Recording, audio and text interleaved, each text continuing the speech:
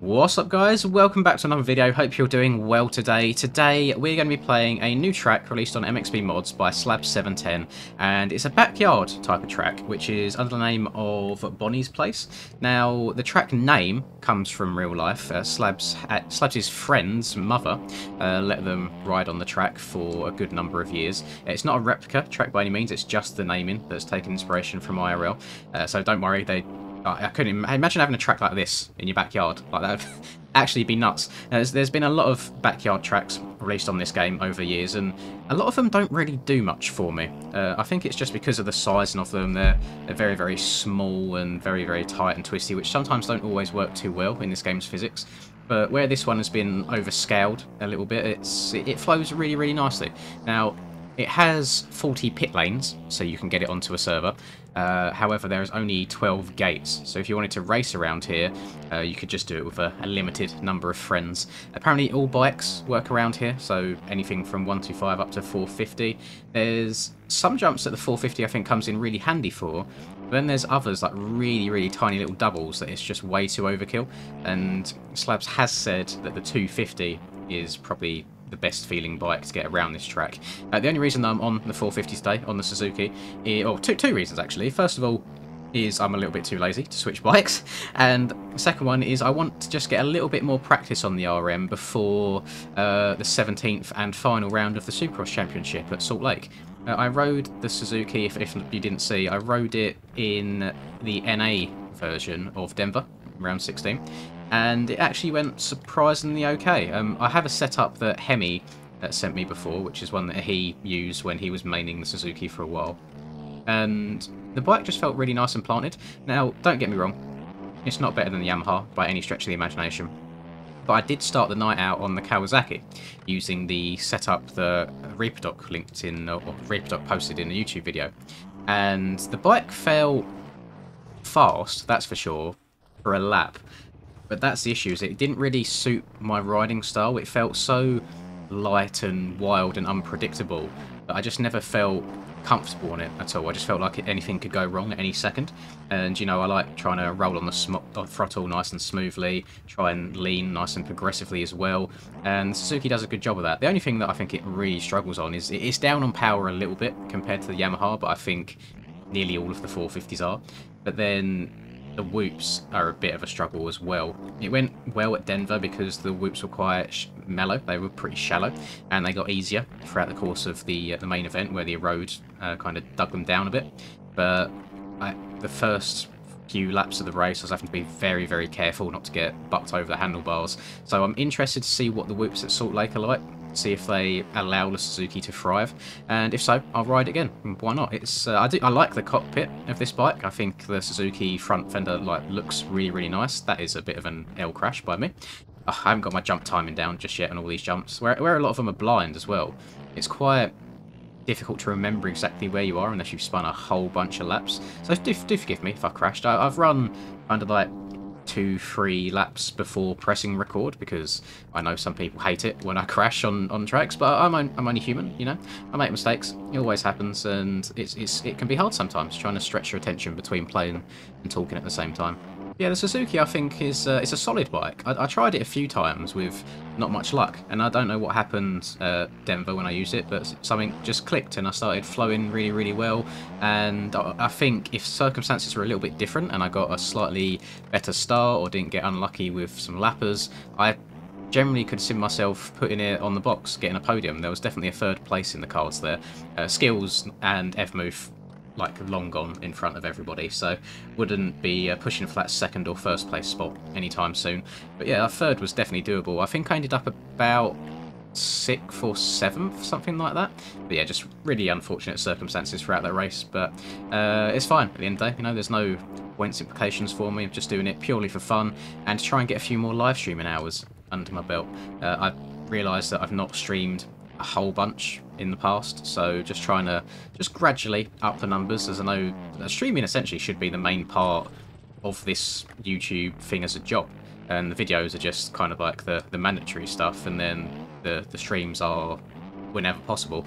This next, well, actually when you seeing this video is going to go up on, I want to say the 11th maybe, I'm doing that thing again where I'm having to pre-record in advance because I'm going away to visit a girlfriend for a couple of days. So between Monday's MXGP of Tuition Tool, whichever one you want to word it as, and the... Actually, no, there's no... Oh, no, there is. No, never mind. I'm being silly. So, yeah, between Monday's stream and Friday's Supercross stream, there won't be anything this week. However, I want to try and do something on the weekend. So Saturday... Saturday or Sunday, I'm going to put that there because it might be hard to do a really long stream on Saturday with the IRL Supercross. So maybe Sunday, there might finally be that next like subathon marathon stream. I wanted to do it last week, however PayPal said no. PayPal had blocked my account for suspicious activity, and I think it's purely just bad timing because I upgraded my PayPal account to a business account, try and do it all properly rather than having it just under my personal one.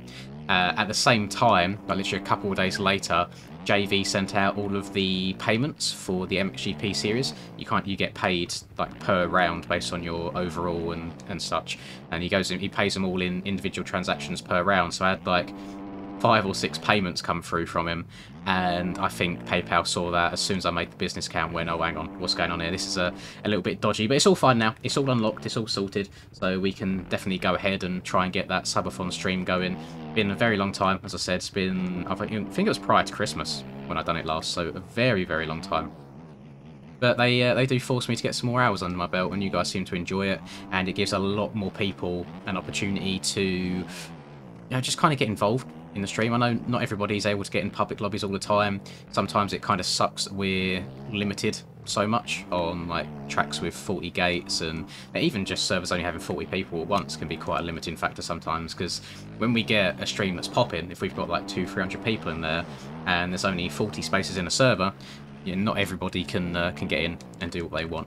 I did want to say, just a little shout out as well, so I went riding on the Sunday just gone. I went to a track that I've not been to in about 12-ish or so years, since I was on at 65. I wasn't that impressed with the track, by the way. I'm just going to throw that out there. It seemed to be a little bit goat traily.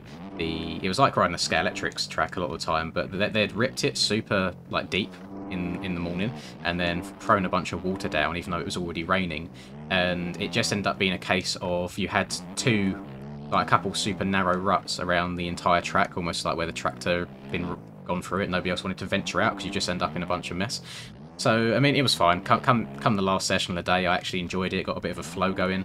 My arms have never felt so bad on a bike before, and I actually think since I've been going to the gym and doing weight-related stuff, I feel like that's made it worse. I remember like listening to a Ryan Villapoto, I don't know what it was, I don't know if it was a whole video or what, a while ago, and he said that the more he'd do weights on his arms, or the more he'd train his arms, the worse his forearm pump would get.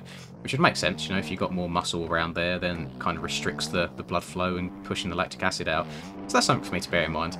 But yeah, by the last session, I think my arms were slowly adapting, and first ride out in many, many months, and I can't be too upset by it. It was okay. But where I was going with this in the first place is met a couple of you guys. Unintentionally, I remember, so I went down to get ready to go out for the first session.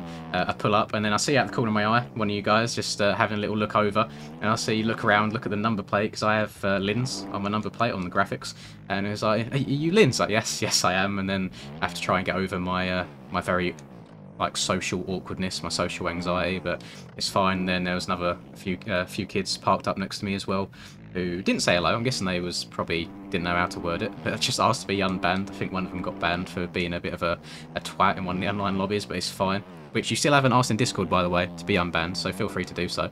I'll give you another chance. It's very weird. It's very, very weird thinking that I sit here talking to myself, playing video games, and then there's people that I then meet in real life that kind of know me. It's odd. But yeah, I ended up putting some tape over my my numbers after a while, because I don't know, I can only do so much social interaction in a day. I'm a very, very awkward person, just because I don't go out much. But yeah, thank you to those people that said hello. It was a very weird and unique experience, but I do appreciate all of you. Thank you. So there's a couple people out there that have seen what I look like now. Hopefully it stays that way. I'm trying to stay on the low down so we don't get any premature face reveals before we hit the 100k mark. I'd like to be the person that does that myself. So if you ever do see me out and about, just you can say hello. That's no problem. But feel free to practice a bit of personal privacy as well when it comes to pictures and things like that. Not just out of me trying to be mean. I just want to keep the face reveal for the 100k stuff and just do it properly. But it wasn't too bad overall. The sun actually came out by the end of the day, which was a bit weird. I don't think that was forecasted at all. And got the titties out, got the shirt off, let the pale skin breathe, and within the space of like an hour, I'm already sunburnt. So that's great.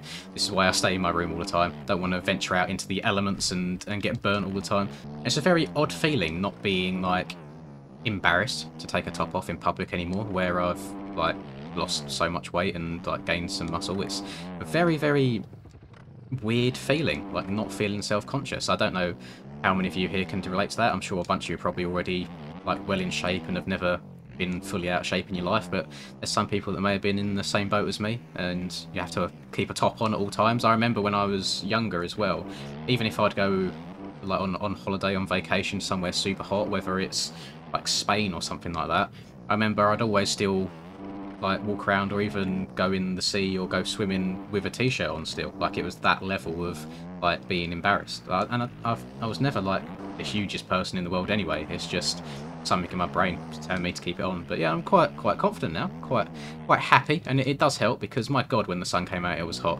Probably not hot for most of the world, but the UK heat is just gross. There's never a breeze ever. It's just always so humid, and it's like sticky heat. It's just horrible. Couldn't stop sweating, and I don't think that probably helped with the whole arm pump situation. Maybe I was probably a little bit dehydrated as well, although I was trying to take water on throughout the day. And I don't know if I'm the only person, but I really struggle to eat well on days where I'm riding. I just have no appetite whatsoever, so trying to force a bit of food down me as well at some point. A lot of people say to have like a few bananas throughout the day. Apparently they're really good in terms of like an energy source. Bananas are so grim. I'm sorry. If you genuinely enjoy eating bananas, there's something wrong with you. I think this server just disconnected. No. Okay, no, we're still going. I thought this server ended, but I guess nobody is just out and riding. I think it might just be me. This isn't even a Deddy server. It's just a random one that I joined. It's not my one at all. And I've realised that I've probably been ranting for like the last 15 minutes or so without really talking about the track, other than at the very start. There's not a whole lot to say like in depth about it. It's a very solid track. The jump transitions work really well. There's some big jumps, there's some small jumps. I can see it working well on every single CC. There's some big boy lines like that you can do on the 450, and give the Suzuki a bit of a try, I guess. I've been trying to work on the Husky outdoors, just using some of the TFC tracks as preparation. My only concern is I'm running it with stock suspension, and whilst it's working okay for now, I'm worried that when the actual tracks release and they are hopefully a bit rougher than what we've got already, that suspension might not be able to handle it, and I might have to end up going back to the Yamaha. But we'll see. We'll cross that bridge when we get to it. Slabs, good track. I actually really enjoy this one. The only one that I can think of moving forwards for future tracks is to try and make it a little bit brighter, because it does seem a bit on the doom and gloomy side. I don't know if it's the skybox or lighting or what. It just feels a little bit grey. It might be nice just to brighten things up a little bit, make it a bit more lively, make it pop. But it's a really good fun track. I imagine trying to bark some 125s around here with people could be good fun. Woozer, you are going the wrong way, sir. Turn around. And he has done. But that'll do it for me. I hope you guys have enjoyed this video. You're going to be seeing this probably midweek, I think. So I will see you on Friday for the final Supercross round of the year. And then I think we've got like a 2-week break or so before the Nationals season starts. So I will be sure to get a few National streams in there to play with you guys. Probably on a bunch of TFC tracks, a bunch of GP tracks. And see you all there. Have a lovely rest of the day, whatever you're up to. Please do drop a like and subscribe to the channel if you're new. I'd greatly appreciate it. And catch you next time. Peace.